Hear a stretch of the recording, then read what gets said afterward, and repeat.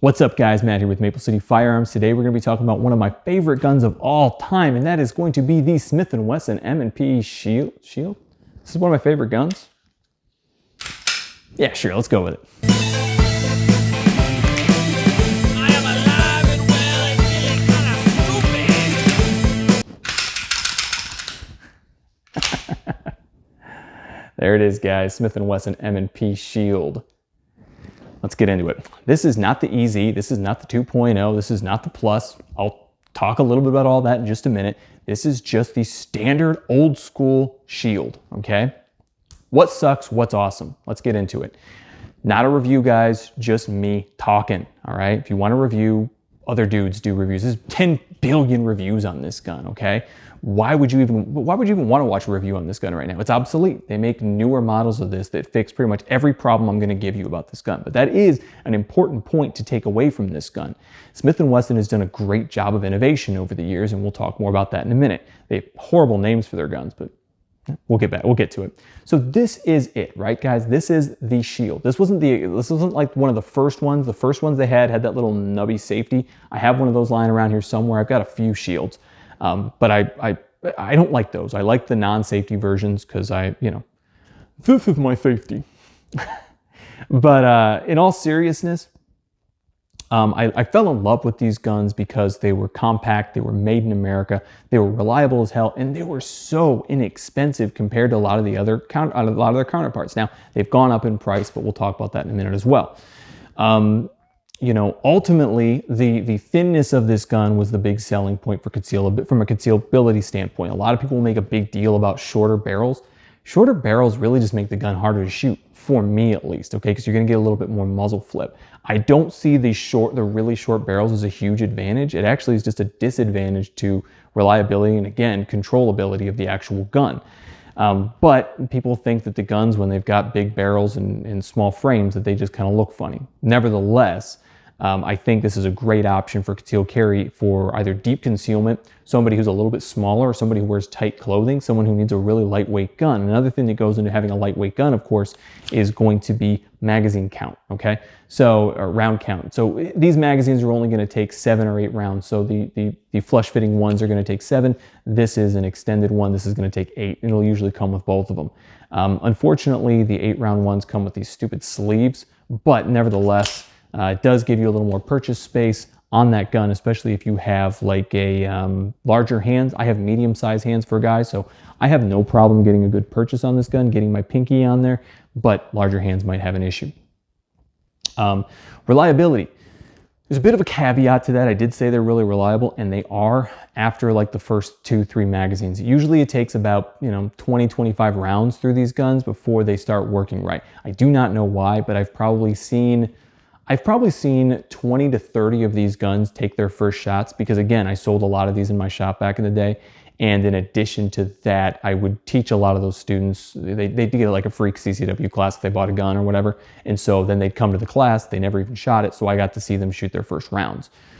Cool experience to be able to see that though, because I got to see the problems these guns had right off the bat, and a ton of them needed a few magazines to run through them. I know. Why on earth would I be recommending a gun that has a break-in period? The reality is, guys, some guns just have a small break-in period, and as long as it's a reasonable amount, less than 50, I'm usually okay with it.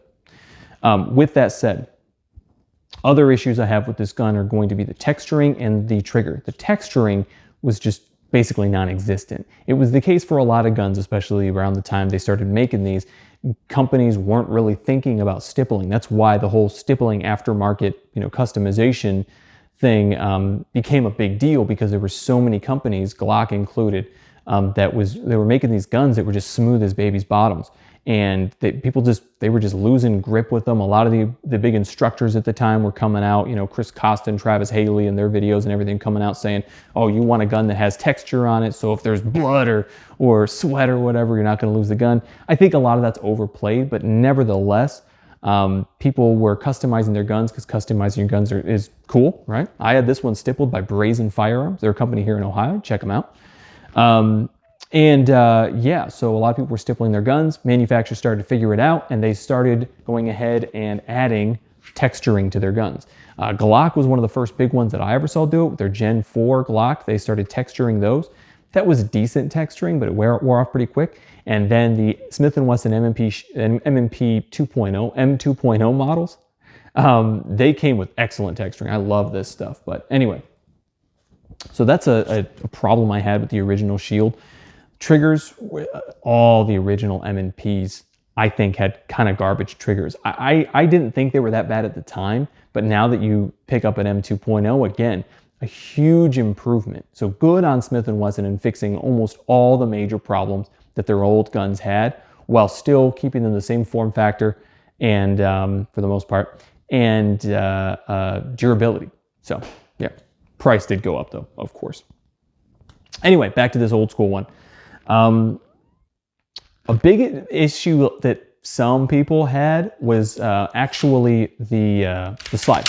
Okay, they felt that the slide was a little bit difficult to pull back, especially because, again, it's real thin. Okay, so it's more difficult. I can't really explain it because I don't really understand how people's skeletal structure works. But basically, when you grip something that's really narrow, it's kind of harder. If it had been fatter, it actually would have been easier to grip it and pull it back. But some people really struggled to, pull these back. Most guys didn't have the issue. Frankly, some women had issues and smaller frame people. So what did Smith & Wesson do? They went ahead and decided to make the Smith & Wesson Shield EZ. Letters E and Z. Stupid.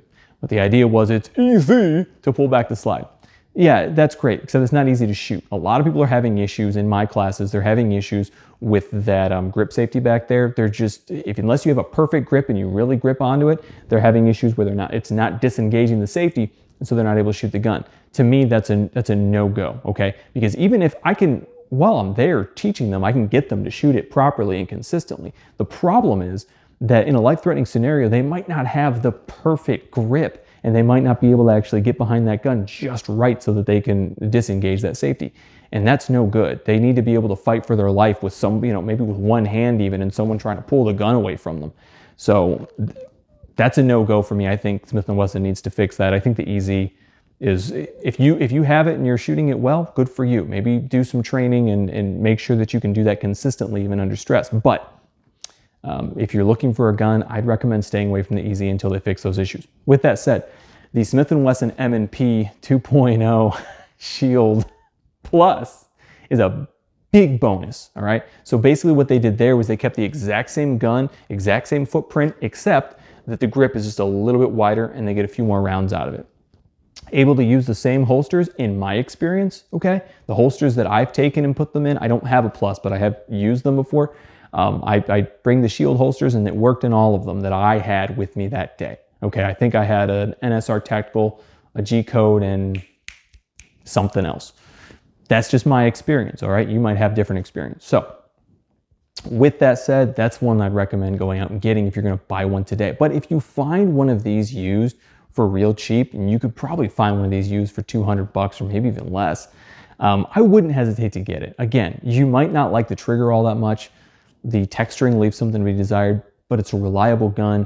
It's a real easy gun to go ahead and conceal or maybe put in a bag. Again, just because you're putting it in a bag doesn't mean you're tossing it in a bag, okay? Have it in something rigid needs to be covering that trigger guard and locking that gun in place so it's not bobbing around and your pens and lipstick are getting in the trigger guard and boom, before you know it, you sit on it wrong and shoot someone in the leg. Don't need any of that crap. Don't be stupid, guys. The Smith & Wesson M&P Shield, I love the gun. I've had many of these guns. I've shot many of these guns. I've taught people how to shoot these guns. I've bought these for family members. I've armed loved ones with these guys. Go out and get your smelf. Go out and get your smelf, a Smith & Wesson M&P Shield, old or new. I think you'll like them, but the new ones, the Smith & Wesson M&P Shield Plus is going to be the way to go, guys. I can't even talk anymore. I'm gonna let you go. Thanks for watching, guys. Stay armed, stay safe. We're gonna be doing a giveaway with my next video. Stay armed, stay safe, stay armed, stay safe, stay armed, stay safe. It's very important, so I'll say it a lot. Peace.